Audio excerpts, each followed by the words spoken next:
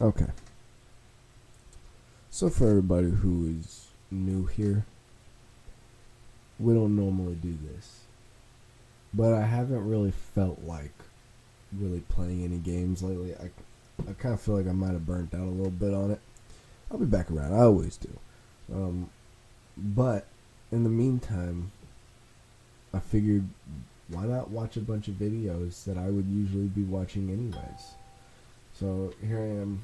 I'm on my suggested page.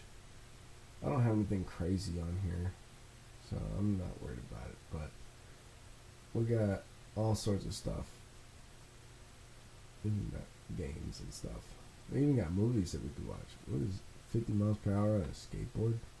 Or on a hoverboard? Overpowered electric skateboard. Jesus Christ. Oh.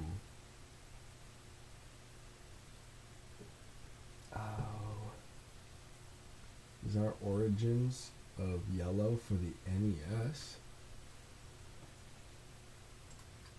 This is Pokemon Yellow for the NES, which is a strange sentence for a lot of reasons. The least of which is that the original Pokemon Yellow was released for the Game Boy in 1998, but this version was developer for the Nintendo Entertainment System, or rather, family computer. Trying to make sure it's not overpowering. This game was released for that system in 2005, exclusively in China. This What? is 2005? but odds are you may have come across a video of someone playing this game before, because as surprising as it may sound, this isn't just a sprite hack like Pikachu. What? It's the Thunder Emperor, The Legend of Pikachu, a full-on recreation of the original Kanto experience for the home console, which is an amazing technical marvel in and of itself. But if you have seen any footage of this before, you've probably only ever seen the English translation of the game done by Lugia 2009 in 2015, which is still a great way to play the game, but for some reason cuts out what I uncovered to be a hidden mystery subtly included during the creation of the game. That's Landon. Anyone that since this is not an official Pokemon game, that it's not a one-to-one clone of Pokemon Yellow from the Game Boy. It's more of a hodgepodge of the Generation 1, 2, and 3 titles from the Game Boy and Game Boy. Oh, okay. That makes sense. Of Gold, Silver, Fire Red, and Green, the music tracks of Hoenn, with the story more or less following Pokemon Yellow. You do get a Pikachu after all. But with the addition of a unique post-game, remapped areas, and an HM menu that you can use at any time, some people have even gone so far as to call this game ahead of its time, a delight to play, or even a masterpiece. But why does this game even exist? Why did a Chinese developer make a version of the Game Boy? I never played yellow. I played red and blue, but never yellow. This looks like a bronze version. And why they put so much effort into it when you can just play the Chinese translation of Pokemon Yellow for the Game Boy? Wait, you're telling me that this isn't an official release either? Huh, how deep does this all go? Wait. That's... No, what? I had a friend who had yellow. When I was young, he had yellow.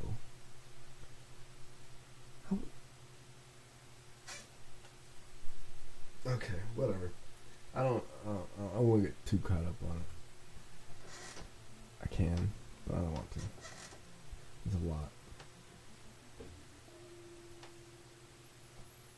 All Pokemon games begin the same way, with the player in their room playing on some game console. But not this one, likely because there were very few Nintendo consoles in China at all. When it comes to China's place in the world, there's always one word that can accurately describe it: unique. Even back a few decades ago, it wasn't like South Korea where there was a ban on cultural imports from Japan, nor was it like North Korea where you probably didn't even know what a computer was at that time. In China, there were imports of Japanese consoles, even from the earliest days of the family computer. It's just that barely anyone could afford them. The GDP per capita of China in 1983 was about $225. With import costs, the Famicom was being sold for reportedly the equivalent of $400. God. There were seldom any people who had the money to spare just to play Attack of the Killer Tomatoes. The appetite for good games was still there. I read a blog post where the author described his That's father gnarly. in the 80s saving part of his monthly 100 yuan salary for 2 years before being able to buy an imported Famicom, plus a 7-in-1 game card from Shanghai. Adjusted for inflation, that would be a 501 game card today. Although there was one My place who did gosh. release a custom Chinese version of the Famicom, Taiwan. Released sometime during the mid-1980s, these systems are incredibly rare, so it's hard to put an exact year on their release. The majority of the consoles and games on the island were imported from Japan, though even here the system still proved to be rather expensive. Hong Kong also briefly saw a custom version of the Famicom released in 1990, but it was well after the market had seen years of imports from both Japan and the United States, Huh. making this console another rare collectible today, but insignificant in the Chinese market at the time.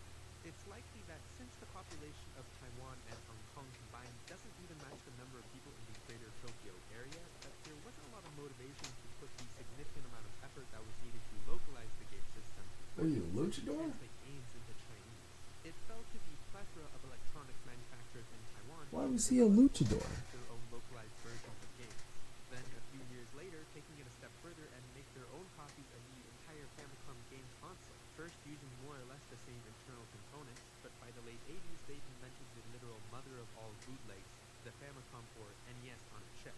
It was Oh. these chips produced at high volume for low cost that would go on to bring the family computer and its games to Southeast Asia via the Micro Genius, to Eastern Europe via the Dendy, to the Middle East via the Gold Leopard King, and into mainland China as I covered in my video on China's answer to the NES. Starting in What? the early 90s, multiple That companies was just a in China keyboard began to with make their own clones a produced slot specifically on for the it. domestic market. The most popular clone, the Xiaobawang education computer, was the king of the 90s, selling over 20 million units, putting in the top 10 best-selling game Wow. consoles by the year 2000. For some perspective, that's almost equal to as many original Xboxes that were sold. Keep in mind, that's just Wow. one version of this machine from the Xiaobawang. Only The 24 monster million were was just how sold? many tens of Famicom Dude, that is insane. That's a low number. economic growth in the last 2 decades of the Right? 20th century, 24 million? early 2000s, the And middle there's class a still billion had people. was There's like foreign 4 games billion consoles people were here on the affordable. planet. So most of the money in the games market to be made in China was still in either translating or making new games for the millions of Famicom compatible systems. So that answers both why this game was made for the NES and why there is no game console in the bedroom. Because you might be playing this on a Xiaobawang, a red and white machine, a blue and white machine, or one of a million other systems. Either that or the That's devs true. just didn't want to make another backup. And if at this point you're thinking, man, I wish that I could make my own remake of a Game Boy game for the NES, but I just don't know where to start, then you're going to want to check out today's sponsor, Brilliant.org, where you What? learn by doing through thousands of interactive lessons covering a whole range of topics from math, programming, and data analysis. Every lesson on Brilliant has been tailored by professionals to build your understanding of real-world topics. Whether you're at home or on the go, Brilliant is a great way to develop your problem-solving skills and improve your analytical thinking, like through their thinking and code. These are very confusing And things, but they look so weird. better programs. To try everything Brilliant has Huh? to offer for free for a full 30 days, visit brilliant.org/inbox or click on the top link in the description. Maybe I need You'll this. also get 20% off an annual premium subscription. Again, that's brilliant.org. Why am I watching his Other than sponsor? that, the game works the same way as a standard Kanto adventure, just in Chinese. Right. I say Get that say money, words boy. to my mom and try to walk into the grass, only to be brought back to the lab by Professor Oak. Excuse me, Dr. Bigwood. When your rival Bigwood. takes the last Pokemon. So Dr. Bigwood gives me a Pikachu, and my rival battles me with Eevee. After that, I can go to Viridian City, grab the parcel, and bring it back to Dr. Bigwood so he can give me the Pokedex, and I can finally begin my journey and catch all the Pokemon I need, like the green-tailed insect, the monkey monster, The monkey monster. and small fish rock. Seriously, where did I come up with these names?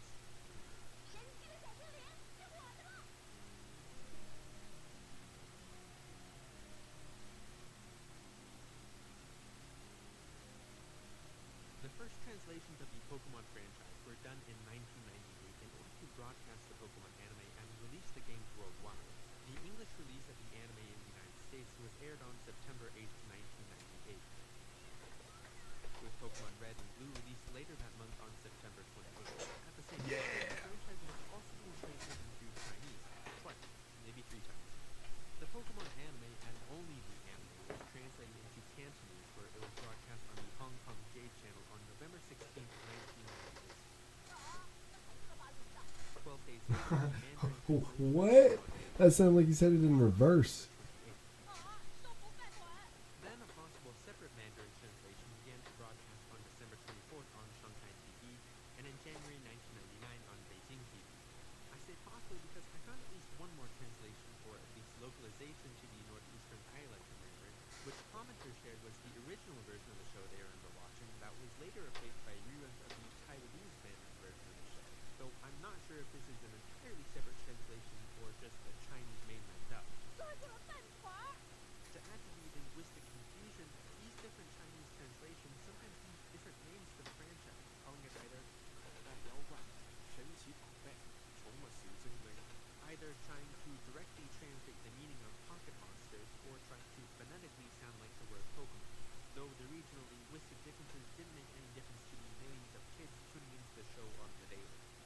The Pokemon True. anime was later translated into French, Spanish, and other languages starting in 1999, meaning that Chinese was the second language the franchise was translated into.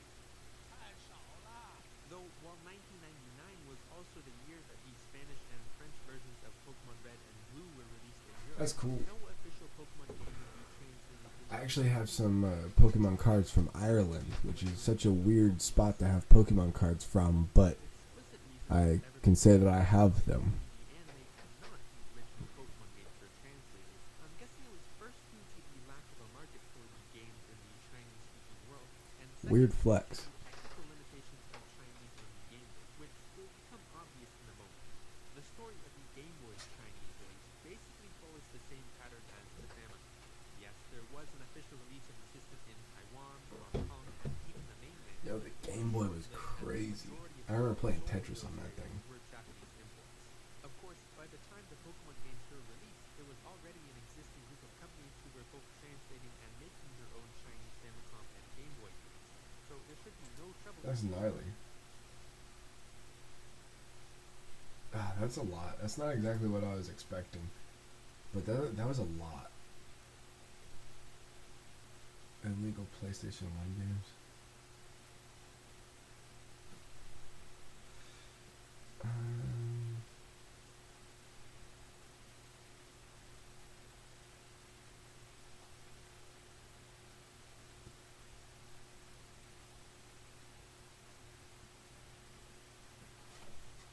Mm.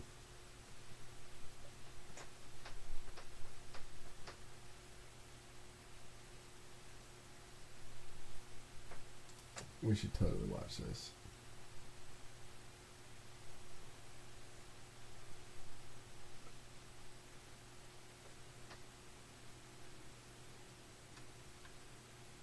Wayside School. Wayside School is a series of children's books written by Louis Thatcher. The popularity of the books led to many adaptations, including a 2005 TV movie that spun off into an animated series, simply named Wayside. However, 20 years before the animated series, a live-action adaptation aired on ABC, which has since become lost media. Various references confirm the existence of the special, the most notable being a tweet by J. Smith Cameron. In the tweet, she shares 3 images from the special, showing a businessman stuck in Miss Butterworth's class. Later, a YouTube upload from 2014 was discovered, containing a 4-minute clip from the special.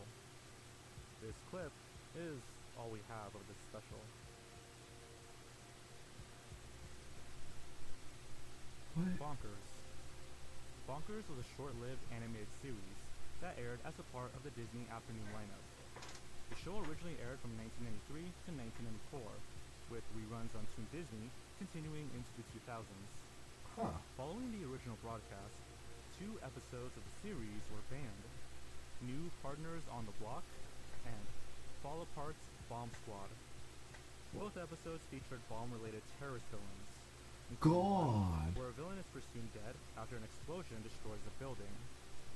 After the 1995 Oklahoma City bombings, the episode was closed for reruns. God. While New Partners on the Block was found in 2010, Fall Apart Bomb Squad remained missing for several more years. This is my Wasn't until the favorite, entire of course. series was released on Disney Plus Jesus, did you that see that guy? bonus He had episodes were available RPG and everything. Wow. 3D. Curiosity Shop. Curiosity Shop is an American children's educational television program produced by ABC. It featured 3 children who made weekly visits to a shop filled with puppets and gadgets, where they learned about science, nature, and history. The show aired from 1971 to 1972, with each episode running for about an hour. Today, only scattered Wow. clips of the show survive, along with its intro. A fan page for the series exists on Facebook, where users upload surviving footage, but most of the series Wow. remain unaccounted for.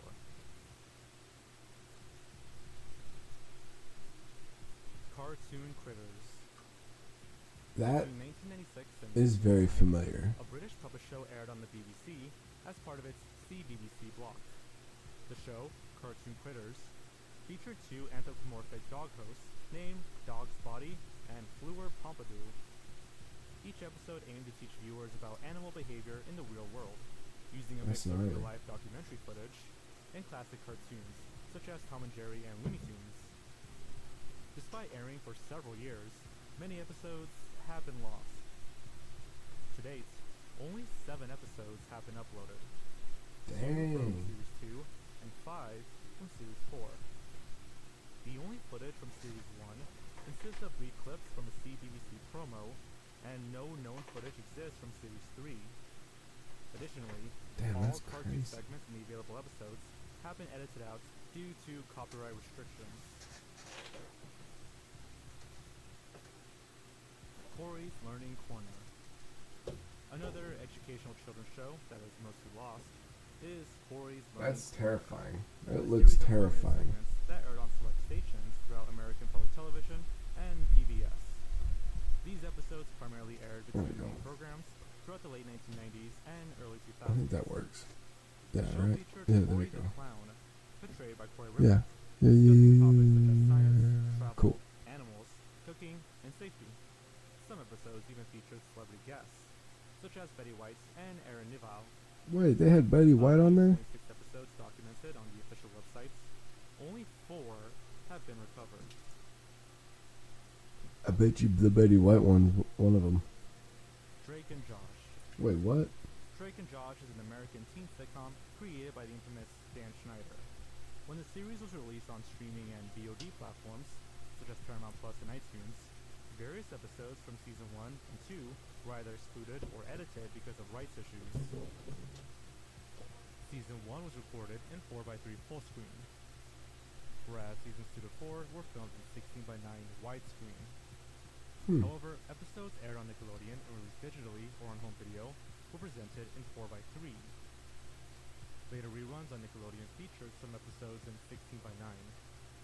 While most of the series is available online via streaming, some episodes' widescreen version still remain missing. Oh, just the widescreen version. That's not too bad. Hot Dog TV. If you ever watched the show Stuffed and Unstrung, you might recognize these hot dog puppets. In 2010, they started their own series called Hot Dog TV, a collection of 1-minute interstitials that aired on Cartoon Network. Approximately 12 episodes were produced. Since the original What? broadcast, the show has neither been rerun nor released in any format. Only a few clips survive, with one partial episode available on YouTube. The Wacky World of Tex Avery. The Wacky World of Tex Avery is an American animated series created as a homage to Tex Avery, known for his work on Warner Bros., MGM, and Walter Lantz Productions. The series first aired on the French channel M6 in Yo, September 1997 and debuted straight up, I don't care. I'm getting chips and dip. Oh shit.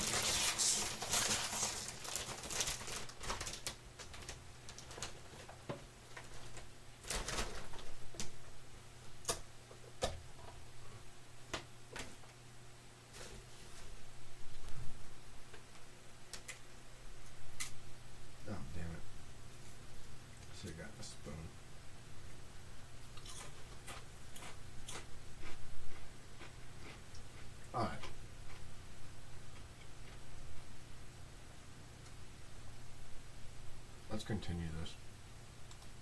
In U.S. syndication later that same month.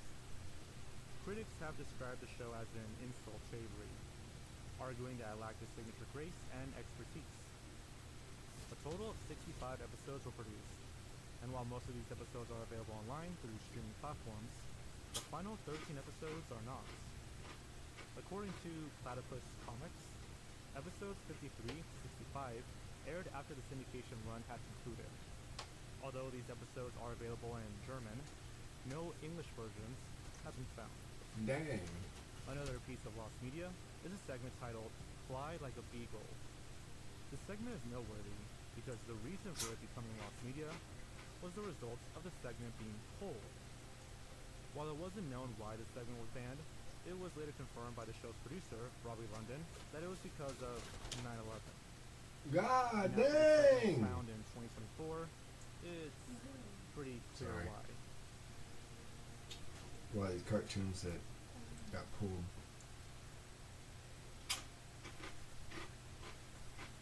Hammerman. Hammerman is a short-lived animated series produced by Geek Entertainment. Starring rapper MC Hammer, the show aired on ABC in the fall of 1991. Hosted by the real MC Hammer, the series followed Stanley Bureau, a youth center worker who owned a pair of magical dancing shoes that transformed him into the superhero Hammerman. A total of 13 episodes were produced. However, only the first 3 episodes were released on VHS in North America. 2 episodes were found via old ABC TV recordings, and 5 episodes were found on an obscure Polish VHS release. However, this VHS features a Polish voiceover throughout each episode. As for the last 3 missing episodes, Cupid Sings, Real Friends, the musical, and Stanley's Big Break, no footage or screenshots are available at all. Dang. I remember that show. I feel like I do. Big and Small. I'd seen it somewhere. Big and Small is a children's television series for preschoolers that follows the lives of 2 best friends, Big and Small. The show aired a total of 78 episodes across 3 series. The series has 2 English dubs, a UK dub that featured comedian Lenny Henry as both Big and Small, and a Canadian dub featuring Todd Goldersum as Big and Jason Hopley as Small. Various episodes are missing between both dubs. Almost all of the UK dub is found, with only some scenes missing here and there. However, the Canadian dub is missing almost the entire 3rd series. Beyond the television series, a live stage performance titled Big and Small Happy Together ran for 3 shows at the Richmond Hill Centre for the Performing Arts in Ontario, Canada in October 2011. However, the only evidence of these performances consists of a minute-long clip and 2 audience-taken photos. Dang. Popeye. Popeye the Sailor is an American animated series of short films based on the comic strip character of the same name. It was one of the most popular cartoons of the 1930s. However, due to the cultural and political attitudes of the time, some of the shorts include content that would be deemed unacceptable by today's standards. One such short, Pop Pie a la Mode, was released in January 1945. Oh my And god. has been criticized for its racist depictions of African Americans. In the episode, Popeye is shipwrecked on a tropical island inhabited by cannibals. The short has not been broadcast on television for decades, and is excluded from the streaming release of the collection. However, it is included in the Blu-ray/DVD release, Popeye the Sailor, the 1940s Volume 1, by Warner Archive.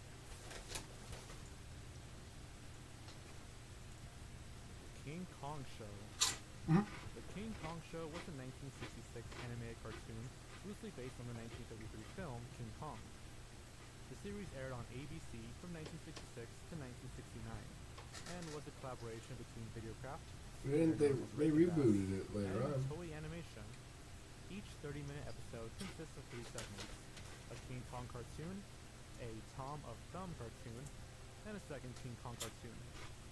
10 full episodes have been released on 2 DVDs under the title King Kong the Animated Series. It's important to note that this is not the same as Kong the Animated Series. Oh. Each DVD contains 4 complete episodes, including the Tom of Thumb segments. Aside from 5 episodes found online, the remaining 15 episodes of the series have yet to receive an official release. Since VCRs were not widely available during the original broadcast, it is unlikely that home recordings exist.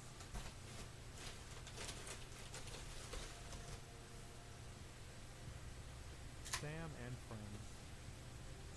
Before Fraggle Rock, The Muppet Show, and even Sesame Street, there was Sam and Friends, the first TV show created by Jim Henson. Filmed in Washington, D.C., the show aired twice daily on WRC-TV and the NBC affiliate in the area. It ran from 1955 to 1961 and featured Sam and his cast of wacky friends, including a beatnik hipster named Harry, a gluttonous purple monster named York, and this weird lizard-like creature named Kermit. Despite broadcasting more than 1,000 episodes over the span of 6 years, only 42 episodes are currently known to have been archived. And while rumors suggest that some episodes are stored in archives in Long Island, no evidence has surfaced to substantiate these claims. Has anybody went and looked though? Power Rangers animated series. Whoa. Around 2007, rumors about an animated Disney XD pilot based on the live-action series Power Rangers began circulating. On the That would have been super cool. Ron Wasserman, who composed music for the first 6 seasons of the live-action series, mentioned that a friend of his was working on a 2-minute promo, which he described as looking amazing. A Power Rangers news site on Facebook also referenced the pilots, though the post appears to have been removed. The final piece of information about the pilots comes from Brandon Ragnar on DeviantArt, who claims to have been hired by Disney to redesign the Rangers for a potential animated series. An image posted by Brandon Ragnar is the... I would like to point out, why do they have 1, 2, 3, 4, 5 behind them? Are they trying to be the kid next door? Was that what it was supposed to be? Was it supposed to be competition for the kids next door? I don't know. Continue. the only tangible evidence of the project, as Disney never officially confirmed the pilot's existence.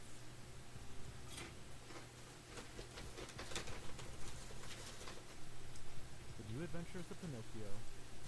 The New Adventures of Pinocchio is a 1961 syndicated stop-motion animated television series produced by Rankin Bass. A total of 135-minute segments were produced between 1960 and 1961. These segments were combined into 25-minute episodes, each consisting of 5 chapters. Despite sharing the name, the characters were intentionally designed to differ from Disney's 1940 version of Pinocchio. While some episodes of the series are available on YouTube, along with short compilations of select episodes being offered in DVD formats, the majority of the episodes remain missing.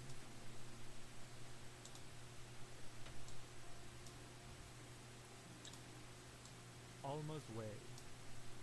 Set in the Bronx, New York, Alma's Way is an animated children's show created and executive produced by former Sesame Street actress Sonia Manzano. It follows Alma Rivera, a 60-year-old Puerto Rican girl, as she navigates her Latino neighborhood using critical thinking and observation to solve everyday problems. One episode, I gotta move this to the other side. / Say I Guess to the Dress.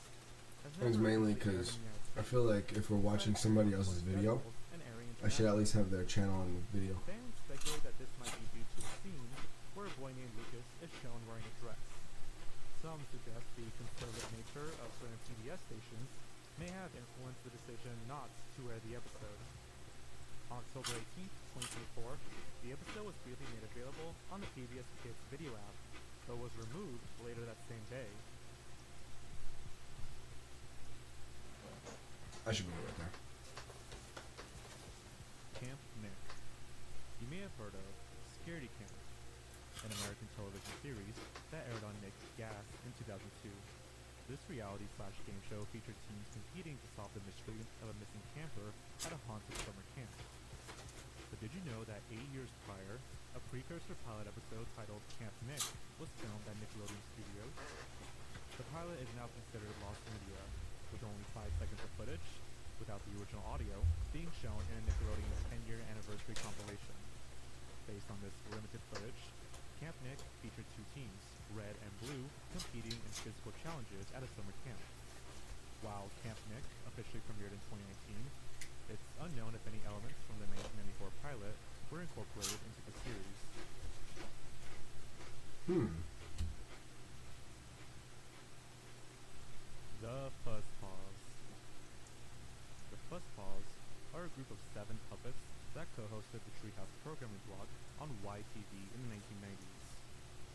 After the block was cancelled in 1998, the Fuzzpaws received their own TV series and even a Toyland.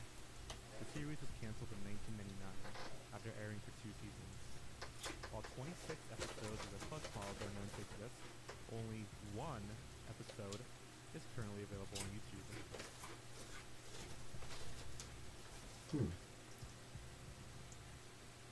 Darkwing Duck. Between 1991 and 1992, the animated series Darkwing Duck I remember that one. Disney afternoon and Saturday mornings on ABC.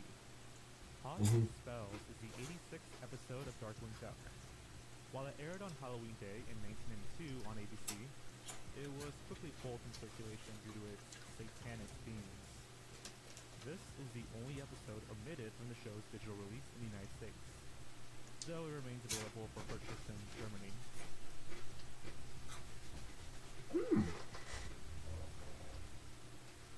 Peppa Pig. Peppa Pig is one of the Never liked longest Peppa Pig. running animated preschool programs of all time. It airs in 180 territories and 40 languages, with over $1 billion worth of merchandise sold worldwide. Before achieving worldwide popularity, Peppa Pig was first broadcast in the United States in 2005, with an American dub on Cartoon Network's preschool block, Tickle You. However, since Tickle You lasted only a year and a half, the American dub was lost along with the block. All US releases and airings of the show after 2007 used the original British dub, as the American version received poor ratings. While images and partial footage of some episodes exist, only 10 of the 52 American dub episodes have been found. Damn. Surprisingly, a handful of Peppa Pig episodes have been banned, usually for mundane reasons. Some notable episodes were Mr. Skinnylegs and Spiderweb, which were banned in Australia for teaching kids that spiders were harmless. The episode Granny Pig's Chickens is banned in the Spiders US are not because harmless in it says Australia. The word stupid. The entirety of Peppa Pig is banned in China due to its characters being associated with lewd memes and online gangster culture.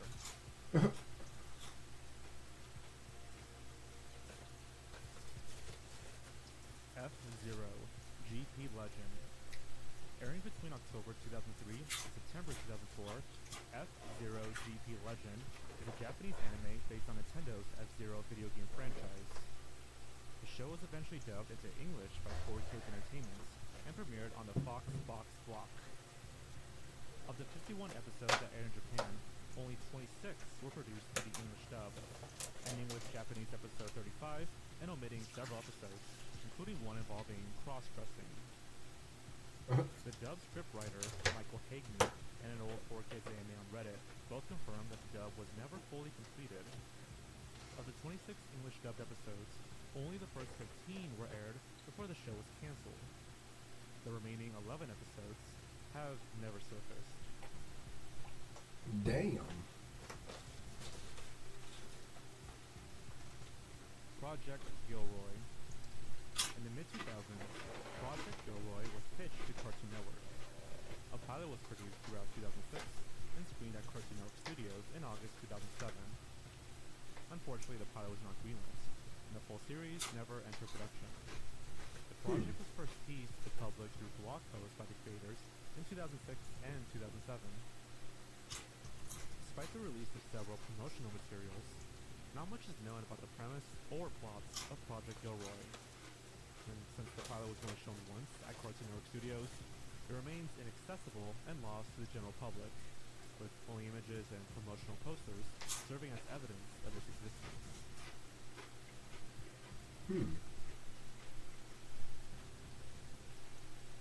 Spider-Man and His Amazing Friends.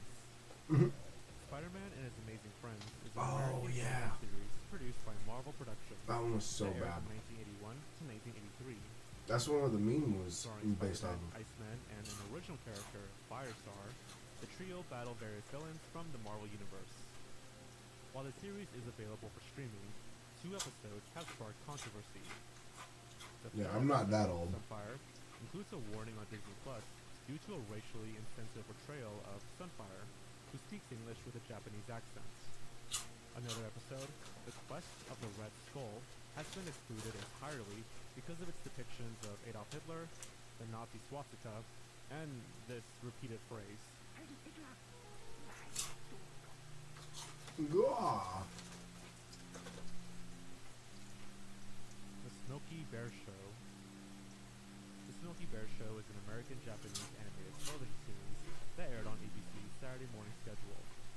Produced by Rankin Bass, the show features Smokey Bear, the mascot of the United States Forest Service, best known for his 1947 slogan, Remember, only you can prevent forest fires. The show aired for one season, consisting of 17 episodes, beginning in September 1969. Yeah, nobody really cared about After it. the show's run, copies of all 17 episodes were deposited at the Library of Congress. However, only 4 episodes from other sources have been made publicly available. It was a meme. It was basically an old-timey meme. You know? U2U. U2U is an interactive TV series that aired on Nickelodeon between 1994 and 1996. The show featured viewer-generated content in a magazine-style format, with various segments and multiple user submissions per episode. These segments range from video letters from pen pals to Q&A sessions with celebrities. Around 20 episodes were produced in total, but only a few scattered episodes remain available on YouTube, with most of the series considered lost. One episode of U2U stands out due to a Reddit post by user Mr. Falcon. In their post, they describe a short horror film created by a group of students, which featured them sitting around a campfire telling stories. While the existence of the horror short has been confirmed, no footage of it is currently known to exist.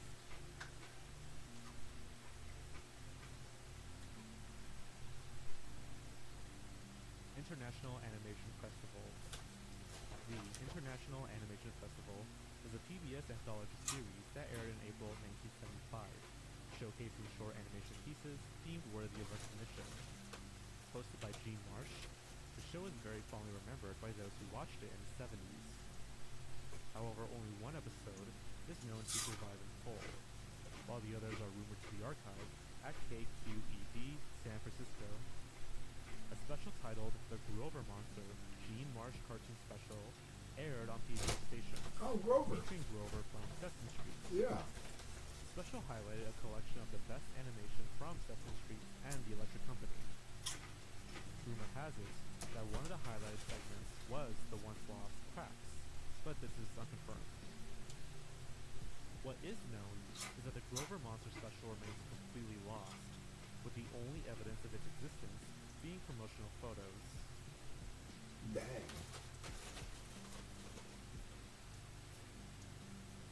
Arwen.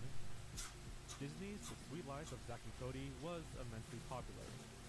So popular, in fact, that executives sought to capitalize on its success with a spin-off. Due to Disney's standard limit policy, producing another season of the original show was not an option. In March 2007, a pilot for a spin-off was filmed under the title Arwen. The pilot episode, titled Housebroken, was about Arwen leaving the Tipton Hotel to move into a smart house with his sister to help raise her kids. Selena Why do I remember that? played one of her kids, Alexa, before starring in Wizards of Waverly Place. The pilot received unfavorable feedback from test audiences. Rumors suggest that the episode may have aired at least once on Disney Channel late at night in December 2007 or January 2008, but this remains unconfirmed. Those times check. So if you They make click on that sense. surface, the full episode has yet to be found.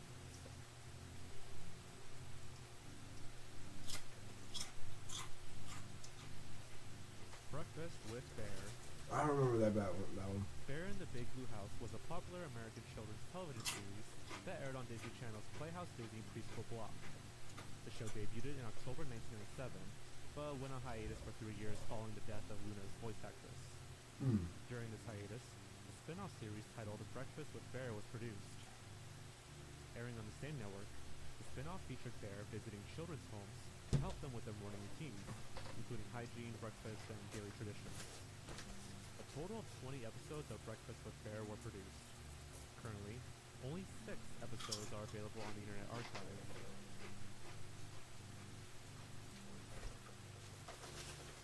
That's terrifying. I don't need a fucking bear walking into my bedroom.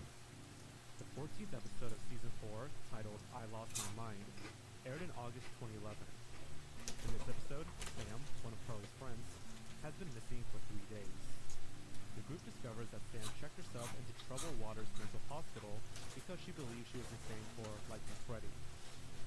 The mental hospital features several signs on its walls, including, "Please don't feed the patients," "Urine is for restrooms," and "Only bite food." These signs were blurred out when the episode aired in the UK. In 2021, the episode was pulled from reruns, removed from the streaming platform Paramount Plus, and became unavailable for purchase on digital platforms. While no official reason was given, many believe it was due to its insensitive depiction of mental illness. Currently, the only legal way to watch the episode is through the complete 4th season DVD.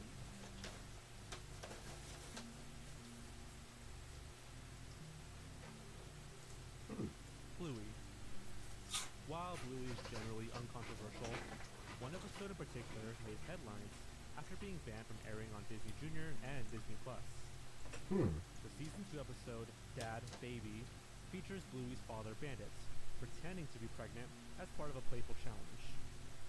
Throughout the episode, Bandit humorously references stereotypical pregnancy experiences, including complaints about a sore back and feet, cravings for dim sum, and the need for vitamin E cream for stretch marks. The episode concludes with a simulated birth with help from their neighbor. Despite its humorous and lighthearted tone, some speculate that the episode was banned because its concept might border on sex education, which could be deemed inappropriate for young audiences. This theory is supported by Disney Plus, No. censoring a line in another episode I don't know. where Bandit is asked how babies get into their mom's bellies. While Dad Baby is not available on Disney Plus or Disney Junior, it can still be viewed on YouTube. They might be. Colonel Bleak. Best known as the first animated TV series produced in color, Colonel Bleak is an American science fiction series that aired from 1957 to 1960, with reruns continuing until 1971. The series follows Colonel Bleak, who hails from the planet Futura. Alongside his two companions, Squeak, a childlike puppet, and Scratch, a powerful caveman, the trio represents the three phases of time: future, present, and past, respectively. The show revolves around their adventures as they work, quote, to maintain right and justice throughout the vast galaxies of the universe. When the production studio Soundact closed, it was reported that all of the studio's materials, including master tapes, artwork, and equipment, was stored in a van that was later stolen. However, this claim has never been officially confirmed.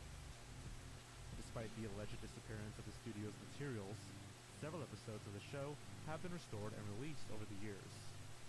Colonel Bleep has since entered the public domain due to a failure to renew its copyright in December 1985. Out of approximately 104 episodes, only 45 are known to have survived. That's gnarly. Mr. Rogers.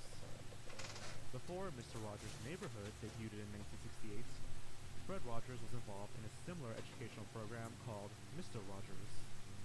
The show was produced in 1960 and aired on the Canadian channel CBC from 1961 to 1964. The show likely ended around the same time Rogers and his family moved back to the United States. After their return, new episodes aired in America until 1967. The series consisted of 337 episodes, Wow. although it is believed that the final episodes may have never aired. Screenshots of the show appear in the book Mr. Rogers' Neighborhood: A Visual History, as well as the Neighborhood Archive. Some clips have also surfaced, including 4 episodes available for viewing at the Paley Center for Media in New York. However, most of the series is entirely lost.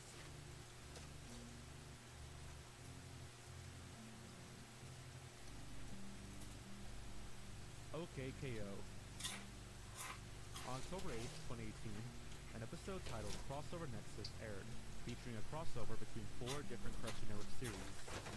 While the episode had an 11-minute runtime, its original production was intended to be 22 minutes long. 2 days after the episode's premiere, series creator Ian Jones-Forty posted a thread of tweets detailing the episode's creation and revealing that it was initially conceived as a 22-minute special. He discussed the original plot and shared a few storyboards. However, Cartoon Network requested the episode to be reduced to 11 minutes, prompting the team to start from scratch. Although additional storyboards from the original version have since been released, no footage of the 22-minute cut has surfaced.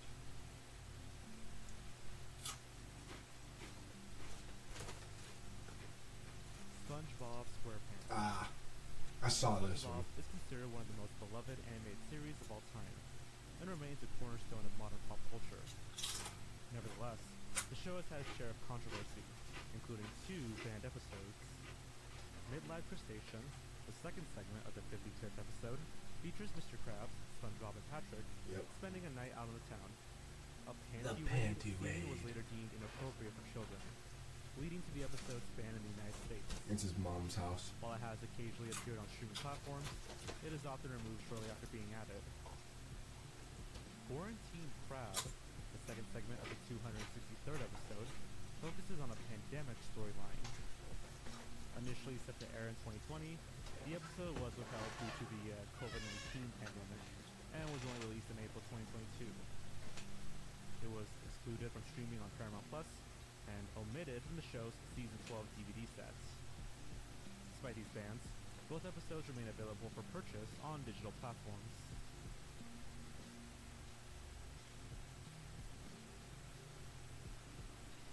You Can't Do That on Television. You Can't Do That on Television is a Canadian sketch comedy series that aired locally in 1979, before debuting in the United States in 1981. The show featured adolescents and teenage actors performing sketch comedy, and introduced the use of green slime, which later became an iconic symbol for Nickelodeon. A total of 144 episodes and 2 specials were produced across 10 seasons.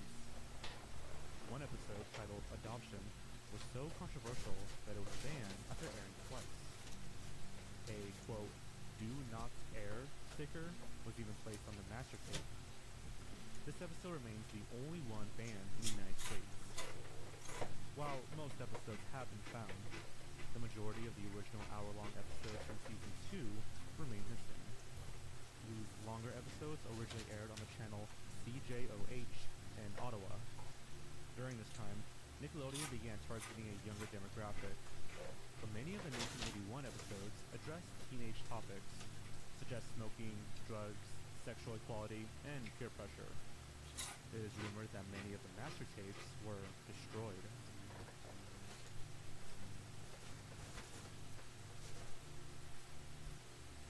The Backyardigans.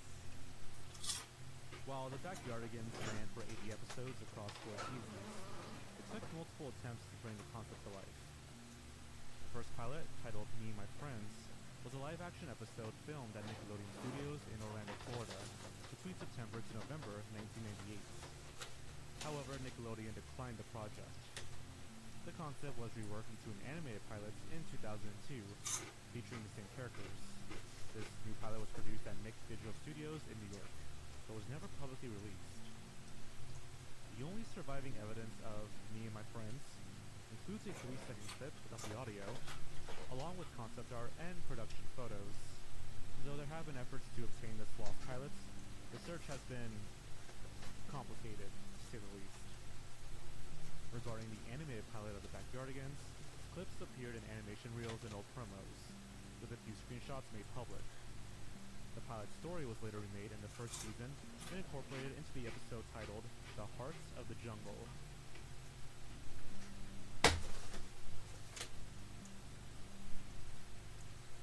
The Wiggles. The Wiggles is a popular children's group that formed in 1991 in Sydney, Australia.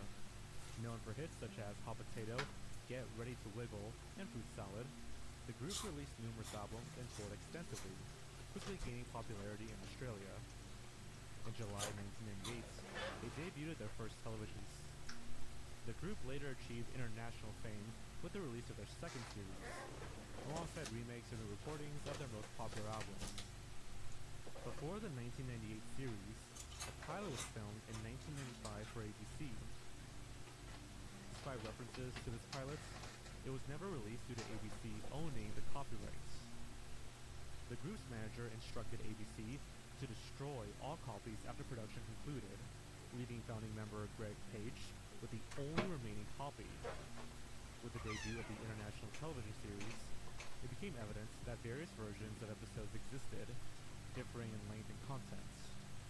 Many of the episodes that were shorter than 22 minutes, which were created as network exclusives, have since disappeared.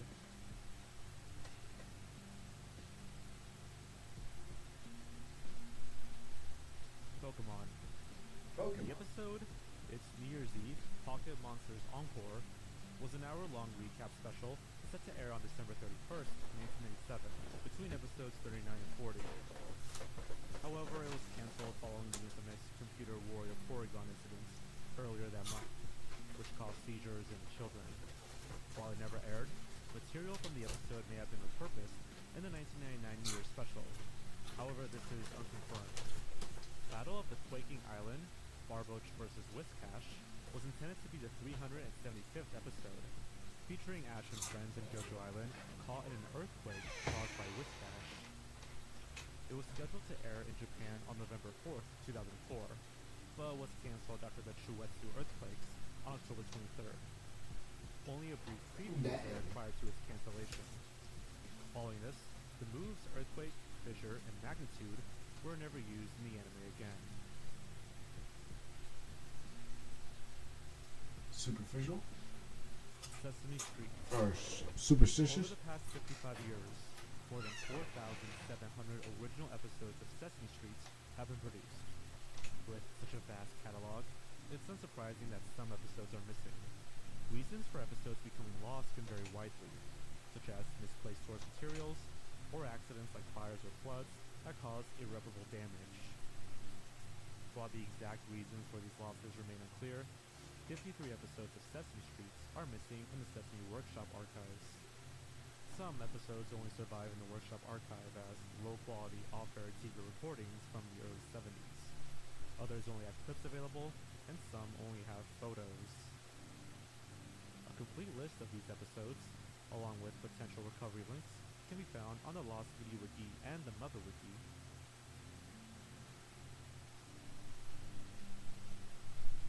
Fact number one. Nickelodeon's inaugural series. Launched on Number April 1st, 1979, Nickelodeon was the first cable channel designed for children. The channel debuted with 5 inaugural programs, and a mysterious 6th program, whose non-existence was later confirmed. Pinwheel was a television series for preschoolers, and the first program broadcast on Nickelodeon. With 260 episodes, it remains Nickelodeon's longest-running series in terms of episodes and airtime, airing from 1977 to 1990. Despite its 13-year run, surviving episodes are scarce. Approximately 10 hours of footage have been recovered, including segments from its only home media release, the Pinwheel Songbook. Much of the footage was initially part of a bootleg compilation DVD posted on a free website called Stuff I Like. Video Comics was a children's show that originally aired on another network before becoming one of Nickelodeon's inaugural programs. It focused on reading comics published by DC Comics. Little is known about the show, and the only available footage includes 3 full episodes, a promo, and a short clip featuring a Flash comic. By the Way was the 3rd inaugural show to air on Nickelodeon. Dubbed a junk drawer show, it featured a mix of acquired animation and live-action short films. Before December 26, 2018, almost no information about the show existed online. However, YouTube user TV Guide 1979 uploaded 10 minutes of footage, including the opening and closing segments. The number of episodes produced remains unknown. Nickel Flicks was another of Nickelodeon's first programs, showcasing pre-existing material with wraparound segments. The short films primarily featured slapstick comedy.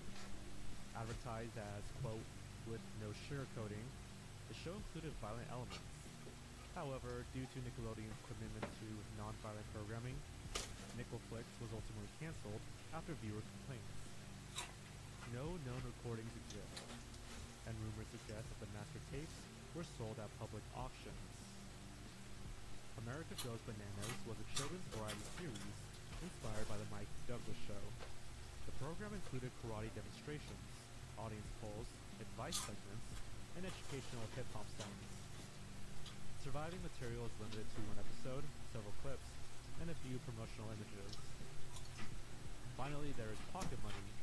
Before Nickelodeon's launch, a 1979 press kit mentioned Pocket Money as a debut program, describing it as, quote, a show that will cover everything from lollipop factories to youth and politics. However, the show was never broadcast. On March 21st, 2022, Nickelodeon archivist CDC-V2 confirmed its non-existence.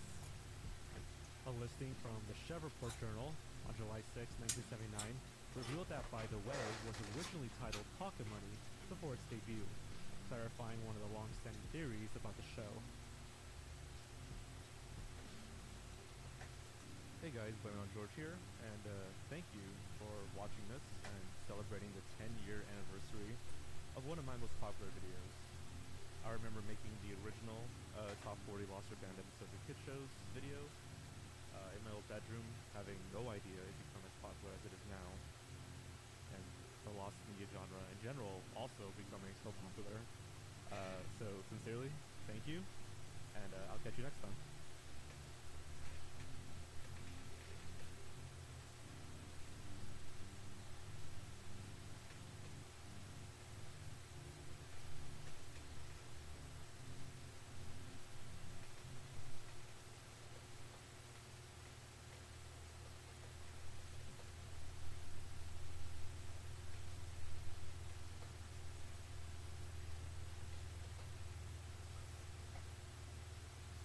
All right. I moved a few more things around in my... No, that's good. We're done. Good night, everybody.